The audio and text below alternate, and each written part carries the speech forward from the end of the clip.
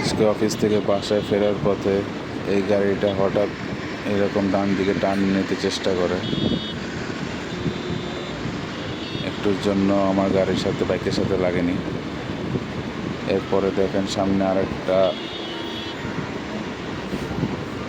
এই হলুদ colour mini bus ট্রাকটা কীভাবে বাউলি দেয় একটু দেখেন।